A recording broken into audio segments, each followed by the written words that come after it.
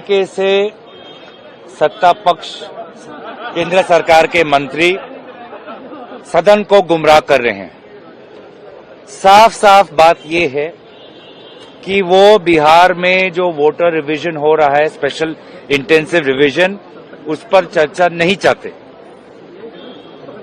आज तक उन्होंने स्पष्ट रूप से नहीं कहा है कि एसआईआर पे चर्चा हो और बार बार गुमराह कर रहे हैं। सरकार ने आज तक नहीं कहा है कि वो एसआईआर पे चर्चा चाहते। और जहां तक आई दूसरी बात, पहलगाम और ऑपरेशन सिंदूर को लेकर अब तक सरकार के तरफ से कोई स्पष्टीकरण नहीं कि ये चर्चा होगी कब।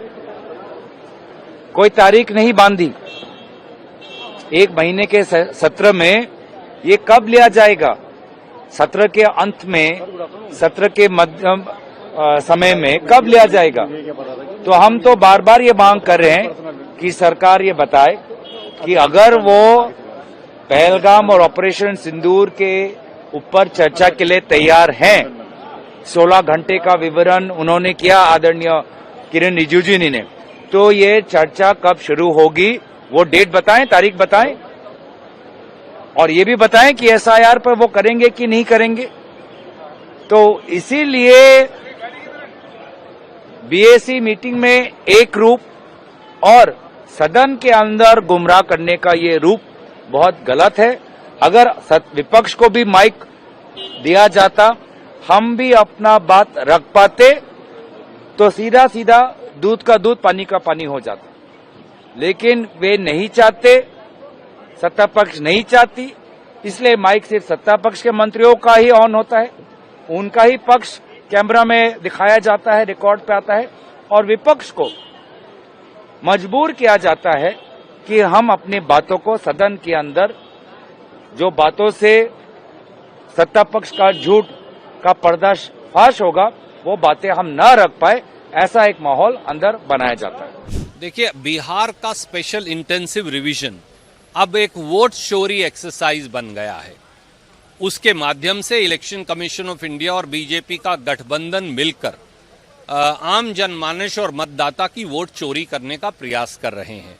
उससे भी बड़ा एक और दुर्भाग्य देश का है कि देश की संसद की प्रजातांत्रिक प्रणाली को खत्म करने का एक सोचा समझा षड्यंत्र मोदी सरकार कर रही है। वो ना बिहार का वोट चोरी एक्सरसाइज डिस्कस करना चाहते, ना वो ऑपरेशन पहलगाम पर चर्चा करना चाहते, ना वो ऑपरेशन सिंदूर पर चर्चा करना चाहते। पहलगाम के जो टेररिस्ट हैं वो कहां गए, क्यों पकड़े नहीं गए आज तक।